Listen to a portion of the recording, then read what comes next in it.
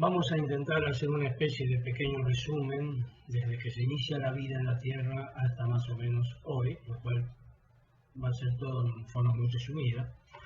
Y vamos a aclarar que no son opiniones mías ni lo que yo me parece, sino que lo que la ciencia moderna tiene como comprobado, o por lo menos lo que más se ha podido comprobar hasta la fecha. Bueno, la teoría del Big Bang, que es la teoría más aceptada en cuanto a cómo se creó el universo, la otra que se le oponía era la del universo permanente, es decir, que está siempre, desde siempre y que nunca cambió. La teoría del Big Bang, decimos, que ha sido un poco corroborada con el telescopio Hubble, etcétera, y cada vez se están haciendo más constataciones.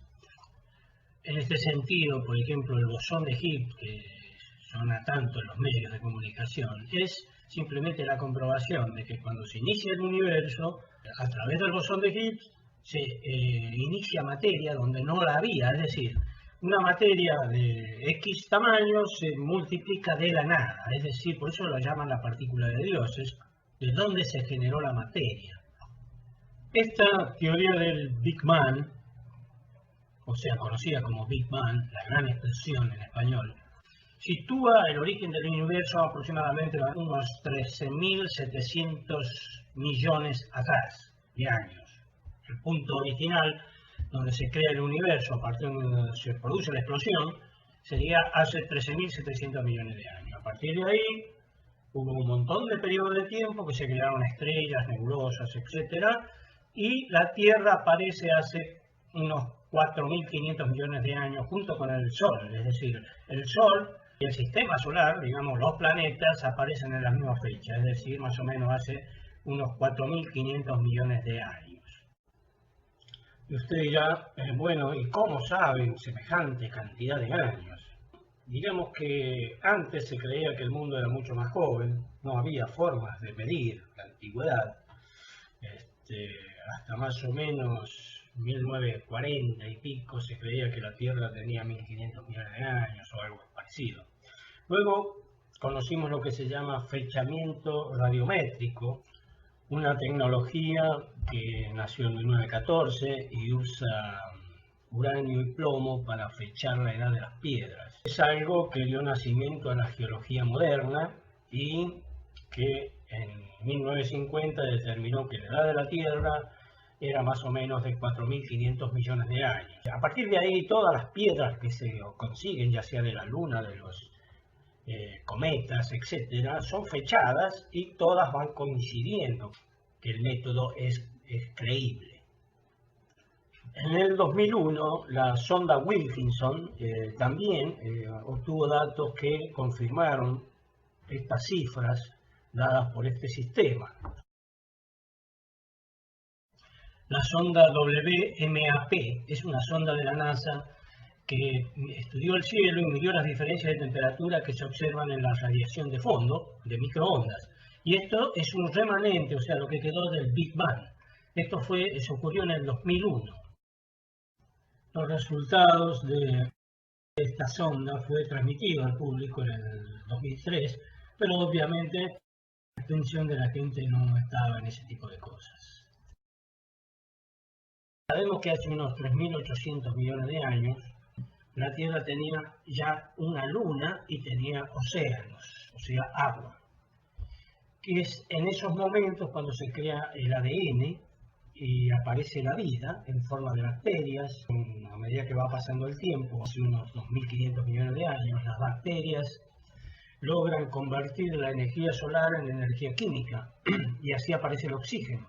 Ese oxígeno, 550 millones de años atrás, alcanzó una proporción del 13% en la atmósfera. Eso produjo lo que se conoce como explosión de vida, una explosión cámbrica. Seguramente lo habrán estudiado, lo habrán visto en algún libro. Hace más o menos unos 500 millones de años tenemos los primeros peces vertebrados. Sabemos que con el oxígeno llegó el ozono y llegaron las plantas que pudieron pasar las plantas que pudieron pasar del mar hacia la tierra. Y un poco después, o sea, hace unos 400 millones de años, salen los anfibios a la tierra, que vendrían a ser nuestros ancestros, y luego los anfibios pasan a ser reptiles. Un paso adelante, para salir del agua, el reptil puede poner los huevos fuera del agua, no necesita no necesita el medio. También sabemos que hace unos 250 millones de años se da la primera extinción, la gran extinción, la primera, que mata más o menos el 70-80% de las especies que había en ese momento. Y luego comienza a haber desde ahí una extinción grande cada unos 100 millones de años. Los dinosaurios aparecieron hace 160 millones de años y duraron 65 millones de años atrás. O sea que duraron bastante tiempo y se piensa que hayan sido exterminados por un asteroide. O sea, cuando aparecen los dinosaurios, los continentes estaban juntos y luego se separaron, para que se tenga una idea con el tema de la Pangea y todo eso. Luego, hace unos 50 millones de años, empiezan a evolucionar los primates. Cuando desaparecen los dinosaurios, queda el espacio libre para que los primates evolucionen. Y luego la Tierra sigue cambiando. Hace unos 10 millones de años, por ejemplo, aparece el Gran Cañón de Colorado, aparece el Himalaya, aparece la Edad de Hielo. Hace 7 millones de años aparecen las hierbas, las praderas, y comienza la evolución del mono hacia el hombre. El primer mono bípedo hace unos 4 o 5 millones de años, luego se comienza a hacer herramientas hace unos 2 millones y medio de años, luego con esas herramientas aparece lo que se conoce como la edad de piedra, que comienza a hacer herramientas con piedra, con sílice. La evolución posterior fue con el fuego, se conquista el fuego hace unos 800.000 años. Hace unos 200.000 años el hombre, el homínido, comienza a hablar. Unos años después, o sea, hace unos 150, puede salir de África y va a Asia y Europa. También sabemos que hace 50.000 años hubo una edad de hielo que unió los puentes del estrecho o el puente de Beringia. Se pudo pasar de Rusia a Estados Unidos o Alaska y así a toda América. Y hace unos 10.000 años el hombre llega a América, luego suben las temperaturas, desaparece ese puente y queda aislado el continente americano del continente europeo. Este aislamiento dura, como todos sabemos, hasta el año 1492, año en que la historia oficial ubica el descubrimiento de América por parte de Cristóbal Colón y sus 3 carabelas. El homínido actual, digamos, se quedó solo con respecto a los otros homínidos que también evolucionaban. Hará unos 35, 40.000 años donde desaparecen el hombre del Neandertal. No sabemos bien por qué, pensamos que lo exterminamos nosotros. Se calcula que hace unos aproximadamente 6.000 años se domestican los caballos, nacen los imperios, nacen las primeras ciudades. La primera de ellas es la ciudad de Uruk, que hoy es Irak, en Mesopotamia. Ahí nacen los ejércitos, luego los políticos, también nace la escritura. Y por supuesto, lo que mueve todo, el motor de todo, que es el comercio. Para ubicarnos un poco en la historia, digamos que hace unos 4.000 años atrás fue cuando se construyeron las pirámides egipcias, Stonehenge en Inglaterra, y en Sumeria lo que se llama montes artificiales Sigurats, que son los primeros avances arquitectónicos de la humanidad. Es importante saber que los árabes y los chinos eran, digamos, las civilizaciones más avanzadas hasta el año 1300. A los árabes les debemos los números arábicos, el camello, el transporte que superó a los burros, la vela cuadrada de los barcos y algunas otras cosas. Y que en el planeta en ese momento habría más o menos unos 350 millones de habitantes. La humanidad, o la sociedad humana, continúa viviendo en precarias condiciones, sin agua potable y comiendo de vez en cuando.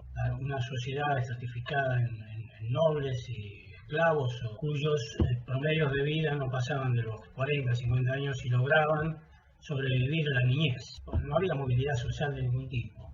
Hubo que esperar hasta recién 1700, en donde, en Europa, por algún motivo se inventa una bomba que funcionaba con un motor de vapor.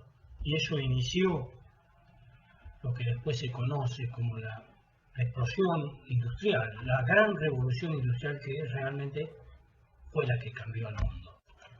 En realidad, la explicación racional de por qué se comienzan los inventos se debe a que en el 1400 y algo se inventó la imprenta, que comenzó a usarse a los 80, 90 años después, de a poquito, y así la gente pudo ir dejando constancia de lo que aprendía a sus herederos, y ellos fueron aprendiendo y sumando conocimientos, y de esa manera, desde 1400 y pico a 1700, en esos 300 años, comenzaron a aparecer los beneficios, las ganancias de esto de tener registros escritos sobre lo que se sabe. Para lograr entender cómo se produjo realmente y cuál es el cambio importante en toda esta etapa que hemos citado, evidentemente el cambio más importante es aquel que transformó a una especie de mono en el ser humano actual. Y es importante entender ese proceso, si no, no se puede entender ni de dónde estamos ni por qué estamos acá. Vamos a enfocarnos sobre cómo evolucionó el cerebro de ese simio hasta lo que somos hoy, para entender cómo se afecta o cómo se maneja ese cerebro en su vida diaria. La parte más primitiva del cerebro es el llamado tallo encefálico, que sirve para regular funciones básicas como son la respiración, los latidos, el metabolismo, las reacciones y movimientos automáticos. Este cerebro no piensa ni aprende nada, actúa automáticamente. Solo responde a señales, como puede ser con el olor, ante lo cual ataca o come. Con la llegada de los mamíferos se desarrolla lo que se llama corteza cerebral y el sistema límbico que rodea al tallo encefálico. Y esto cambió todas las cosas porque el cerebro se llena de emociones y aparece el aprendizaje y la memoria, con lo cual se mejora la conducta y la supervivencia. El sistema límbico multiplica las emociones. Todos los miedos, la rabia, el amor, los placeres están en este cerebro. Los mamíferos superiores agregaron a estos dos el neocórtex, es decir, como se ve, los dos cerebros son iguales, nada explica por qué tanta diferencia entre un hombre y un chimpancé. En términos celulares, incluso y moleculares, son idénticos, no se distingue una neurona de otra en un microscopio. La diferencia entre un cerebro y otro en realidad es solo de cantidad. El neocórtex humano ocupa el 76% del cerebro y el neocórtex del chimpancé ocupa el 72%. O sea que esa diferencia del 4% en el neocórtex es lo que explica todas las diferencias de conducta entre el chimpancé y nosotros.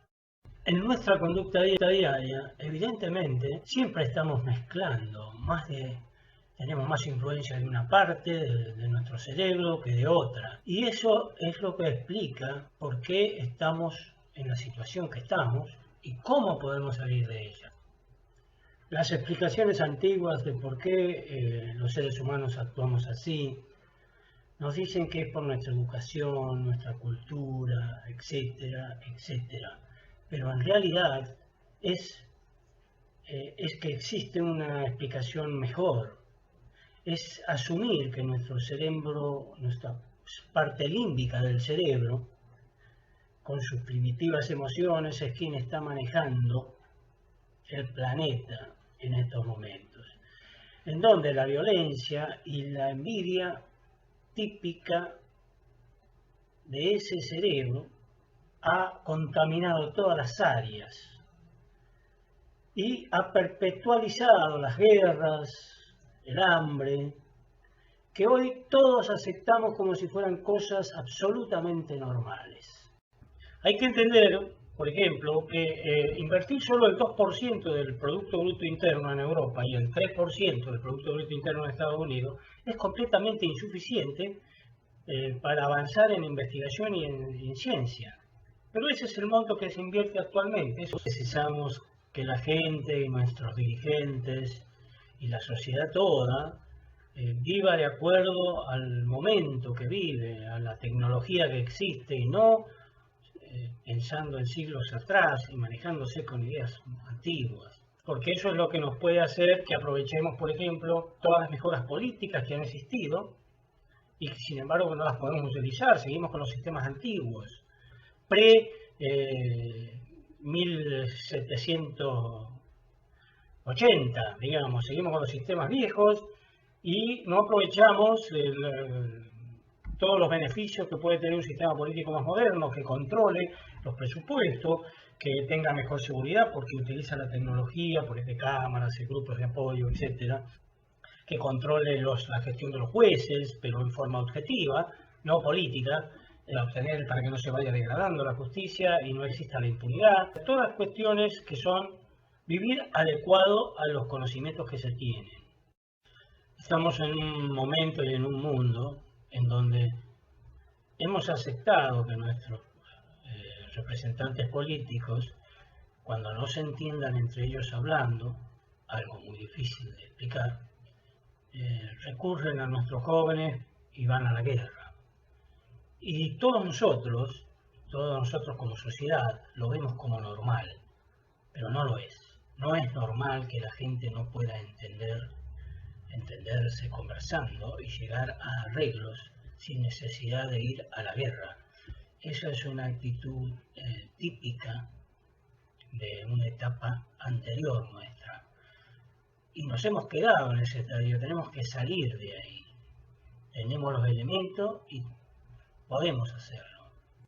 Esto no está significando que nos vamos a transformar mágicamente en ángeles de un día para el otro, sino que está significando que tenemos la capacidad de producir sistemas que eviten los problemas que tenemos, tales como la violencia, la envidia, etc., y que los podamos instrumentar de forma tal que no terminen desviando toda nuestra conducta, o sea, sobreponernos a nuestros defectos. Eso es lo que creo que se puede hacer y que no necesita llevar mucho tiempo.